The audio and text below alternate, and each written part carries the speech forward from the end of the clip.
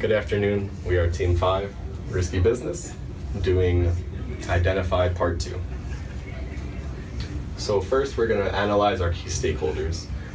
These key stakeholders are anyone that takes an interest in the company's short-term and long-term success and sustainability.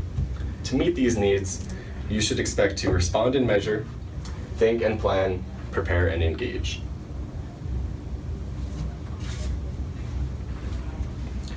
Next, we're going to focus on our stakeholders.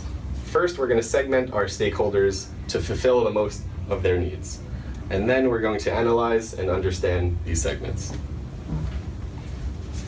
So here we have our analytic roles. We have our compliance analyst, information security officer, cyber threat analyst, behavior analyst, IT risk analyst, and security operating center. As information security officer, we dictate the need of the company by preventing vulnerabilities that the company may have. We protect the company's assets, maintain integrity, and ensure security. We communicate to our stakeholders how to maintain security by giving them internal insight and responding accordingly. This role is vital in the company because without the information security officer, a company may encounter security breaches. As an IT risk analyst, I need to find a way to secure valuable information. Although communication is important to maintain the good relations and overall success of a business, employees must be careful about what kind of information they share with the stakeholders. Although it is hard to monitor verbal communications between employees and stakeholders, it is possible to restrict the file sharing between them.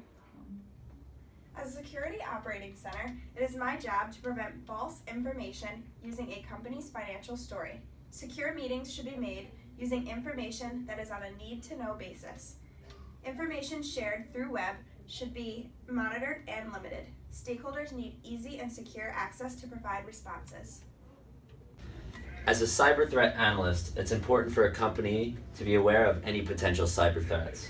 It's important for the company to monitor, deter, identify, and investigate any network or computer intrusions.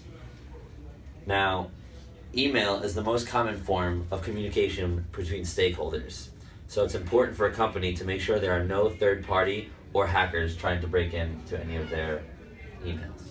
As a compliance analyst, it is my job to ensure authenticity. This means ensuring that a company's story, whether financial or security, is accurately portrayed.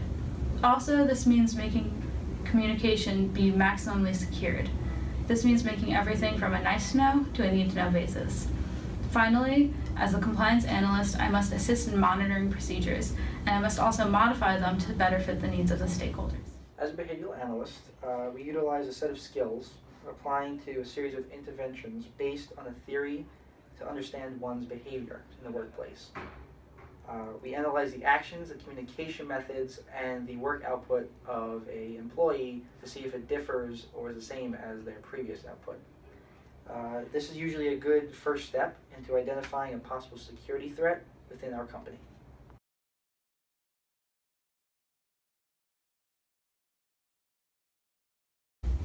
So this is what we'll be adding to the website for our week 6 assignment, Identify Part 2.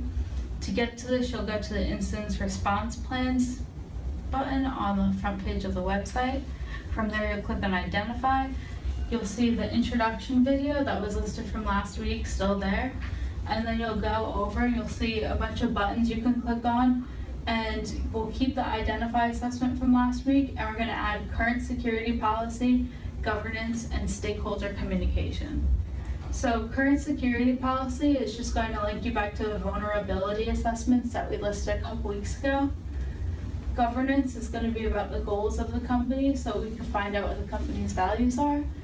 And stakeholder communication is going to link you to 2 extra buttons, one of them being the types of communication and the other being the crisis communication plan. So for the types of communication, we're going to see what communication is used.